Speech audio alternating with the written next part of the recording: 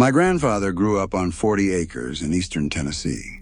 He kept bees, butchered hogs, sold honey from a folding table at the end of the driveway, and drank water from a well he dug himself. He never thought of any of this as remarkable. It was just Tuesday. Today, 4 of those 5 things will get you fined. One of them, depending on the county, could get you arrested. This is a list of 25 habits that were so ordinary 2 generations ago that nobody would have thought to write them down. Your grandmother did these things before breakfast. Your great-uncle did them on a Wednesday afternoon without telling anyone. They were not radical. They were just life. Then the permits came, then the health codes, then the zoning ordinances and the cottage food laws and the HOA bylaws, written in fonts so small you need a magnifying glass to realize you've already violated 3 of them. A self-sufficient person doesn't need to buy as much, and a person who doesn't buy as much is a problem for someone. Hit subscribe. Number 9 is the one that'll make you put your phone down. Number 25. Lending money to a neighbor. Before banks reached every small town, neighbors lent each other money. Cash changed hands over a kitchen table with no interest rate, no credit check, and no paperwork beyond a handshake. Your grandfather lent his neighbor $200 in 1951 to get through a bad harvest. The neighbor paid it back over 2 years, a little at a time, sometimes in potatoes.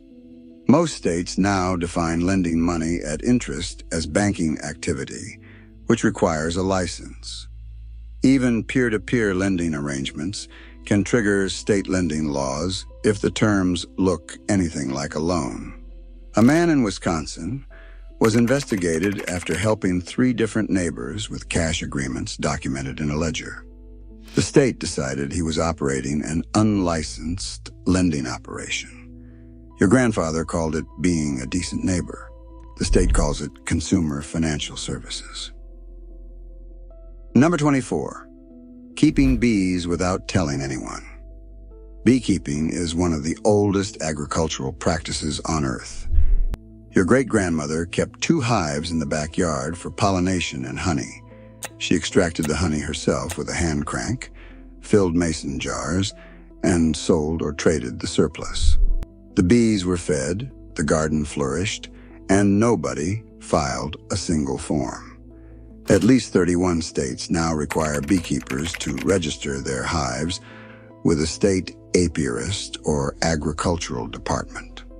Several cities, including parts of New York City's outer boroughs and sections of suburban Chicago, either banned backyard beekeeping outright until advocacy groups reversed it, or still maintain permit requirements that cost more than the honey is worth. In some jurisdictions, failure to register your bees can result in an inspector seizing the hives. The bees do not know they need a permit. Your grandmother knew that too. Number 23. Making wine at home and giving it away. Home winemaking is federally legal, up to 200 gallons per year for a household of 2 adults.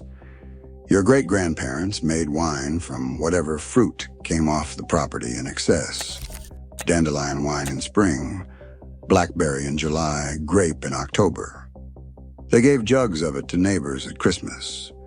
The whole neighborhood tasted like the season.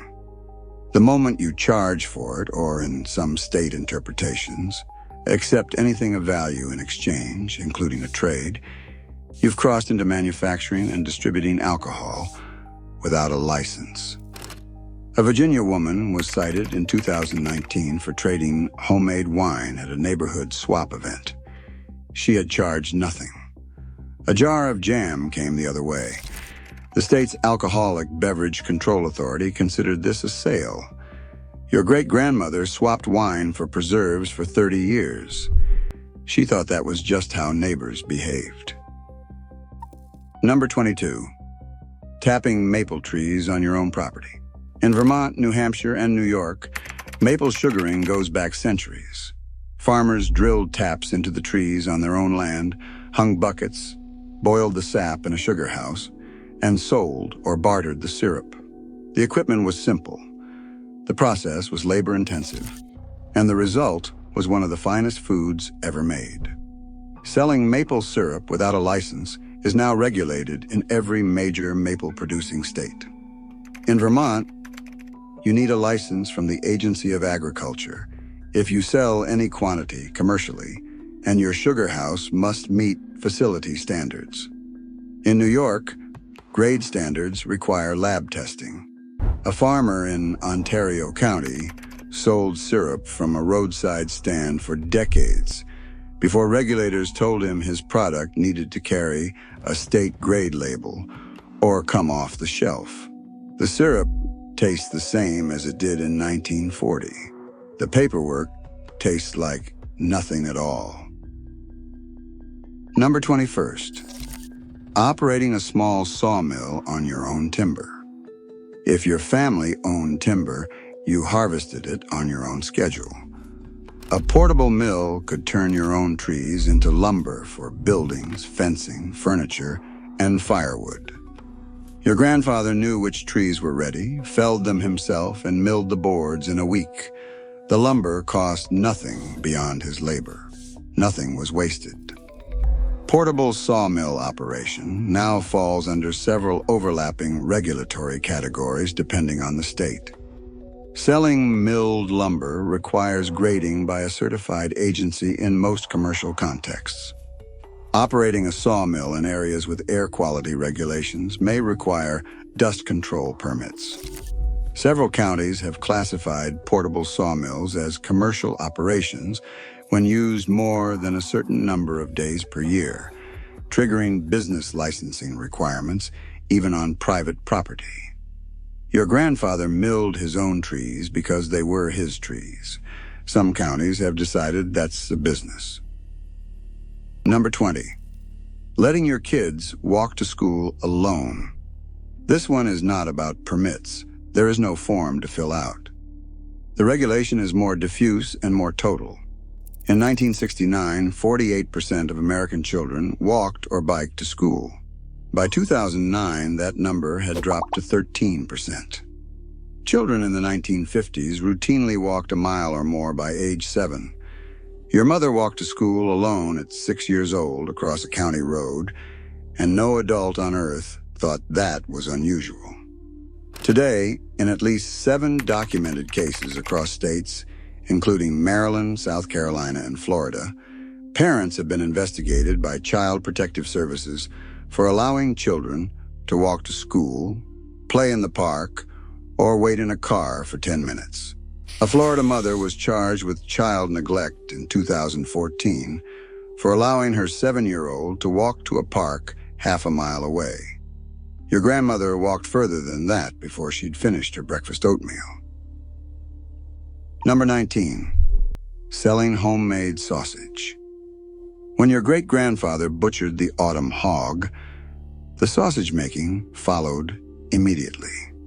Pork shoulder, fat, salt, sage, fennel, black pepper, and whatever regional spice combination the family had carried over from wherever they came from before they were American. The casings were natural.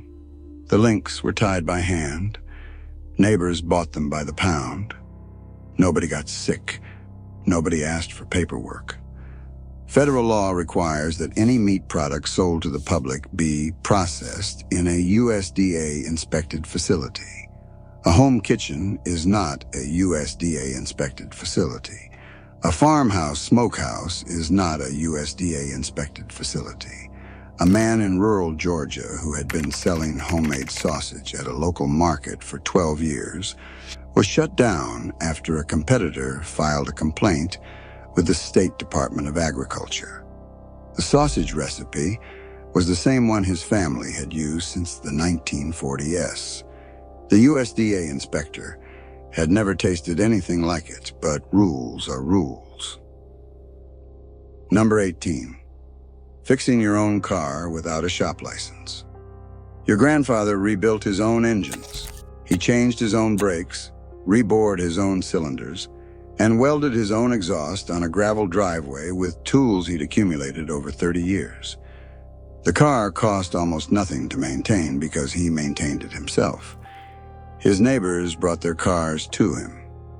He charged them enough to cover parts and maybe a six-pack. He was not a mechanic. He was a man who understood machines.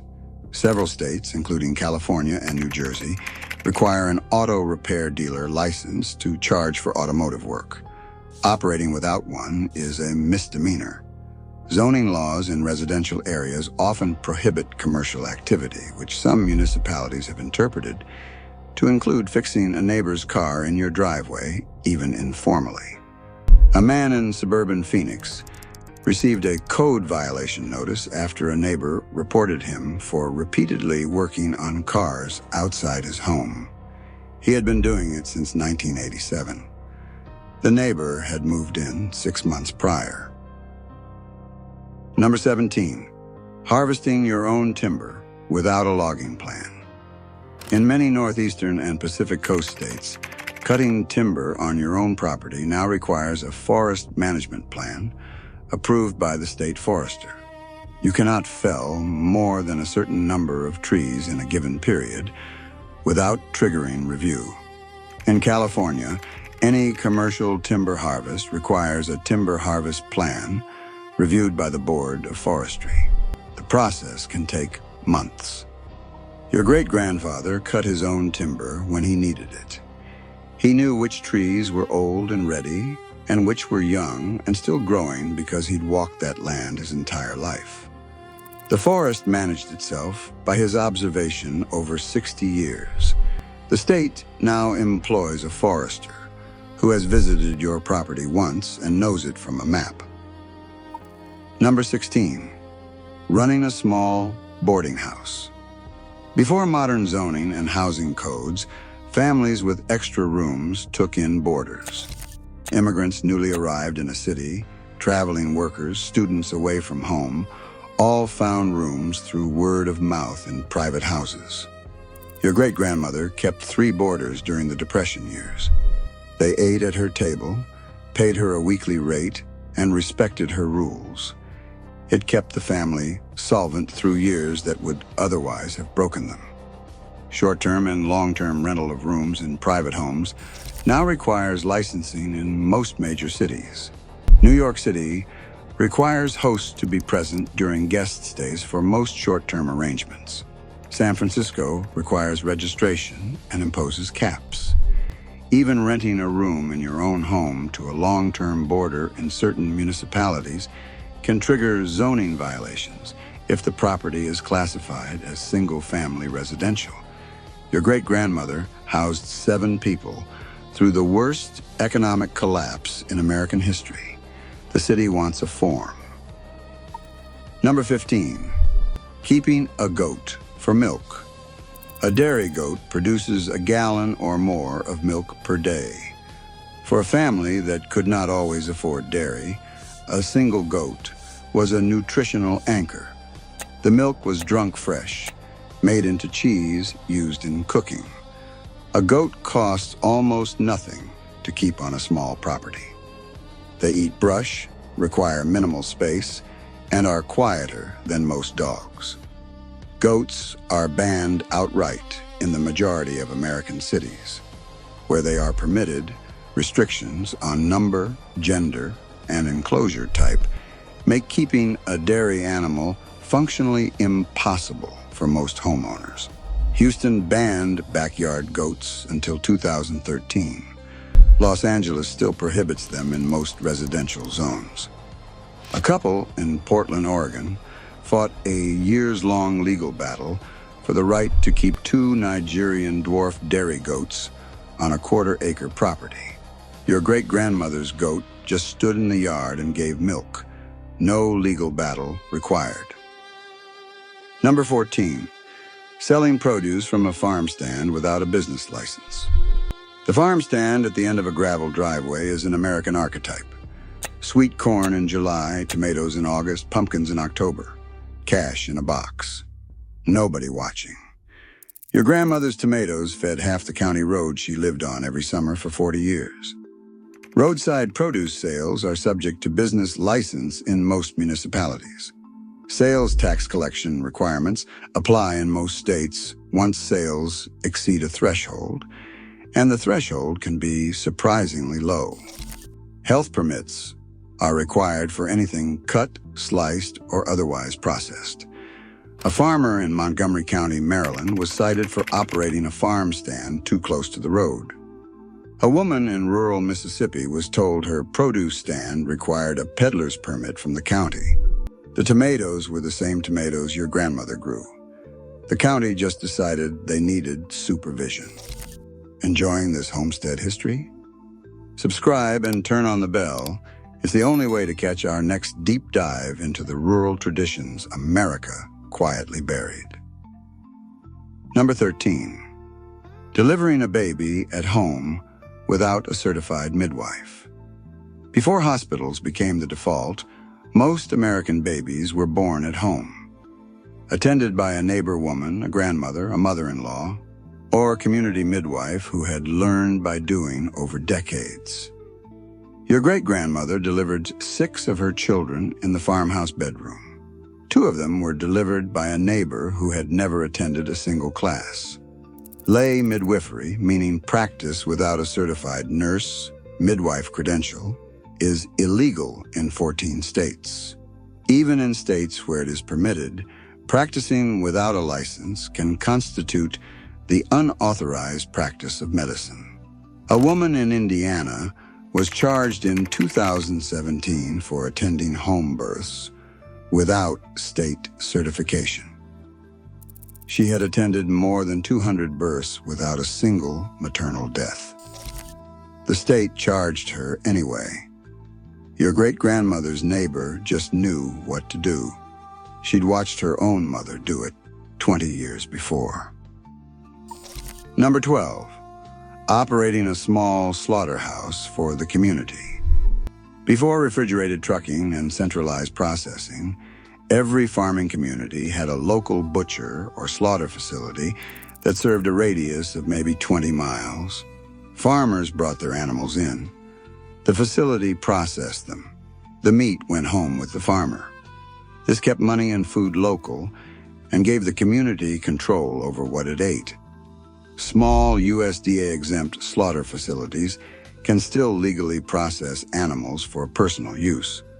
But custom-exempt slaughter facilities, meaning those processing animals for the owner's personal use only, cannot sell the resulting meat. The regulatory gap effectively makes it impossible to run a small community slaughterhouse that functions as described above. The number of small slaughter facilities in America dropped by over 90% between 1967 and 2020.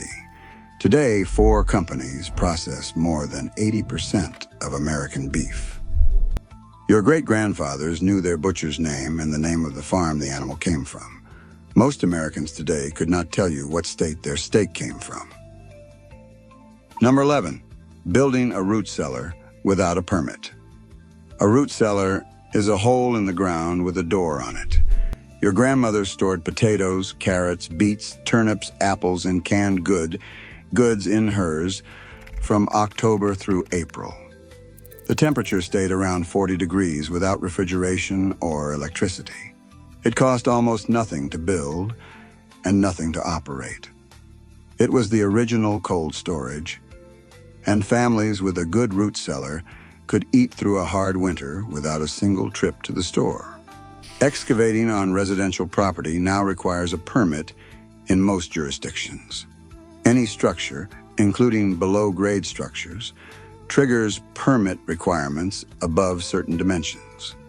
In some counties, digging more than a few feet down requires a soil stability assessment. A homeowner in Vermont was told his root cellar project required a building permit, engineer review, and compliance with energy code, despite the fact that the structure would have no heat, electricity, or plumbing. Your grandmother's root cellar predated electricity on the farm by 15 years. The permit office predated neither. Number 10. Teaching your trade to an apprentice without certification. Skilled trades were taught person to person for centuries. A blacksmith took on an apprentice at 14. A carpenter taught his son the trade on real job sites, not in a classroom.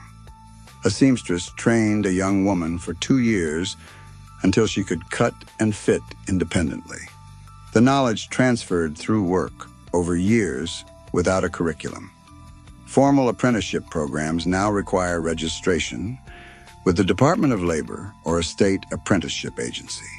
Trades like electrical work, plumbing, and HVAC require certified instruction as part of licensure. A master plumber in Ohio was told he could not formally pass his license to his son through informal training alone. The son had to enroll in a registered apprenticeship program and log hours officially, even though he had already been doing the work alongside his father for 6 years. The father knew more about plumbing than anyone on the approval committee. That was not a relevant credential. Number 9. Catching your own fish and selling them locally. Your great-grandfather fished commercially on a small scale. He sold what he caught to the diner in town, the hotel up the road, and neighbors who wanted fresh fish and didn't have time to pull them themselves. He worked a small boat on a lake he had fished his whole life. He knew the water, the seasons, the species. He sold maybe 100 pounds a week in a good summer. Commercial fishing licenses exist in all 50 states. The requirements vary by species, water type, and scale. But the licensing fees, gear restrictions, and reporting requirements have made small-scale commercial fishing economically non-viable in most of the country. A man in rural Minnesota who had been selling walleye to the local restaurant for 20 years was told by the state DNR that his license category did not permit commercial sale on the lake he had fished since childhood. The restaurant had to start buying frozen fish from a distributor in Minneapolis. The fish tasted different after that. The restaurant owner said so publicly. Number 8. Running a small ferry or boat taxi. Before bridges, people crossed rivers by ferry. Small operators ran flat-bottom boats across waterways that roads didn't yet span. Your great-great-grandfather ran a ferry crossing on the Shenandoah for 30 years. He charged a few cents a crossing, kept the boat himself, and knew every regular passenger by name. It was a one-man infrastructure. Operating a vessel for hire now requires a Coast Guard captain's license, vessel documentation, liability insurance, and compliance with the Americans with Disabilities Act for any commercial passenger operation. A man in Louisiana who ran informal boat rides across a bayou for seasonal workers was fined by the Coast Guard for operating a passenger vessel without a license. The bayou crossing had existed informally for 60 years. Nobody had ever been hurt. The fine was $7,500. His grandfather charged a nickel. He charged $3. The Coast Guard charged $7,500. Number 7. Keeping a bull or stud animal and charging for its services. Before artificial insemination became standard, a farmer who kept a quality bull or stud ram provided a service to the whole community. Neighbors brought their cows and ewes to breed, paid a small fee, and improved their herds. The knowledge of bloodlines and temperament was passed down through observation and relationship. Farmers knew which animals threw good offspring and which did not. Artificial insemination, while not legally required, has been so heavily promoted and made so inexpensive through the agricultural system that the small-scale breeding service has been nearly eliminated economically. In some states, charging for a natural cover by a registered animal requires a state animal industry permit. The paperwork did not exist 2 generations ago because the practice was simply farming. Your great-grandfather knew his bull's name and could tell you 3 generations of its breeding history. The AI catalog lists a reference number. Number 6. Operating a one-room schoolhouse. Before school consolidation swept rural America in the mid-20th century, thousands of one-room schoolhouses operated across the country. A teacher, often a young woman from the community, taught all grades in a single room. She had a high school diploma and sometimes less. The children learned to read and do arithmetic and understand the world well enough to run farms, raise families, and hold communities together. State education laws now require teaching licensure, minimum facility standards, approved curricula, and regular state inspections for any private school above a certain enrollment. Operating an unlicensed school in most states is a misdemeanor. A group of families in rural Kansas who established an informal cooperative school in a repurposed outbuilding were told by the state they needed to comply with private school operating standards, including an ADA accessible restroom. The original schoolhouse had an outhouse. The children learned fine. Number 5, making and selling lard. Lard was the primary cooking fat in American kitchens until the mid-20th century. Your grandmother rendered it herself from leaf fat and back fat when the hog was butchered. She stored it in crocks, used it for biscuits and pie crust and frying, and sold or traded the surplus to neighbors who hadn't kept pigs that year. The flavor of everything cooked in good lard was different from what replaced it. Anyone over 60 who remembers their grandmother's pie crust will tell you so. Selling rendered lard requires compliance with state and federal food safety regulations. Rendered animal fat is classified as a food product and requires production in a licensed facility with proper temperature controls and labeling. A woman in rural Arkansas who had been selling rendered lard at a local farmer's market was told by the state health department that her home kitchen did not qualify as an approved production facility. Crisco, made in a factory by a corporation, meets every regulatory requirement.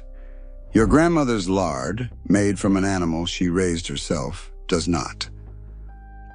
Number 4, operating a small telephone exchange. Before the Bell system consolidated telephone service across America, hundreds of small independent telephone exchanges served rural communities. They were sometimes run out of farmhouses. A woman sat at a switchboard and connected neighbors to each other. She knew everyone's name, knew who was expecting an important call, and kept the community connected. Your great-grandmother ran one of these exchanges in Missouri for 11 years.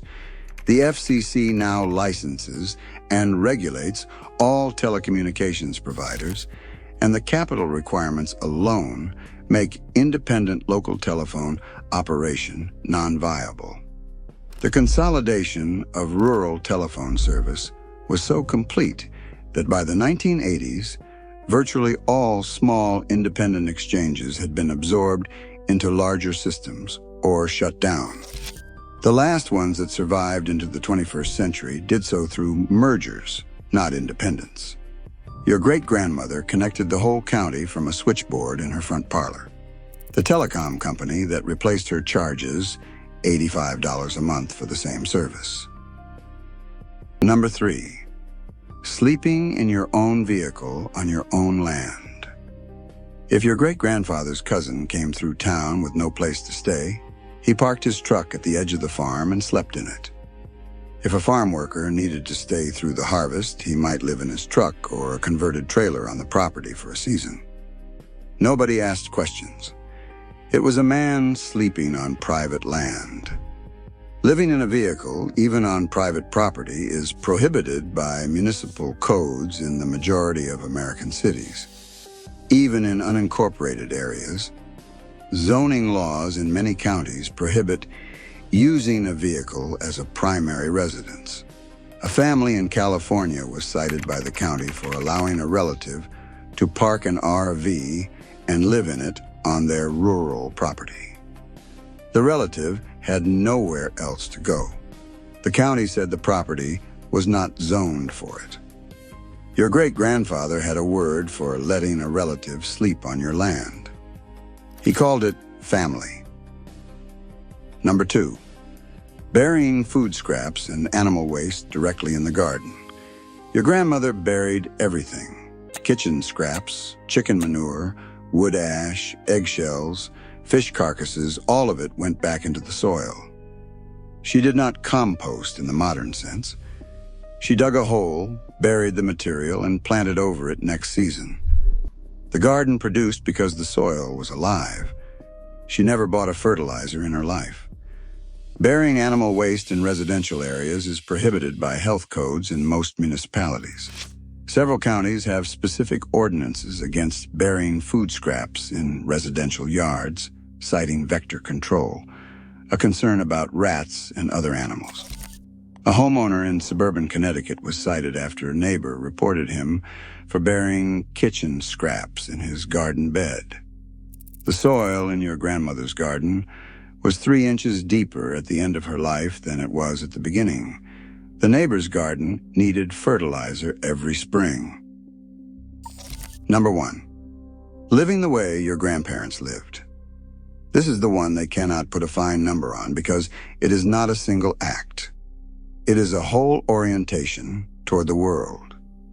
Your grandparents raised food, processed it, stored it, traded it, built their own structures, taught their own children, healed minor illnesses with what grew nearby, helped neighbors without billing them, and moved through a life that depended on nobody outside the community for most of what mattered. That life has not been made illegal in a single law.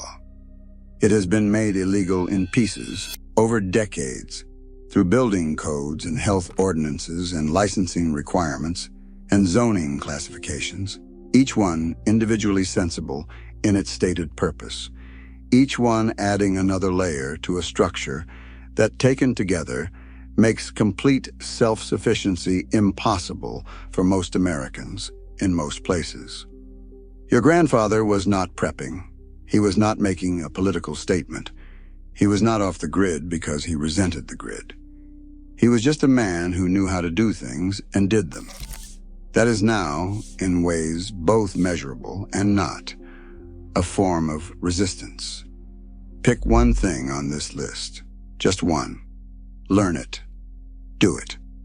The jar of food you put up yourself, the egg you collect from a backyard hen, the repair you make with your own hands instead of a service call. Every skill you take back is something you stop needing to buy. Your grandmother did not think of this as freedom. She did not need to. She just lived it. Tell me in the comments, which one are you starting with? Thanks for digging into the past with us. If this struck a nerve, check out the videos on screen now and subscribe so you never miss another piece of the homestead wisdom your great-grandparents took for granted.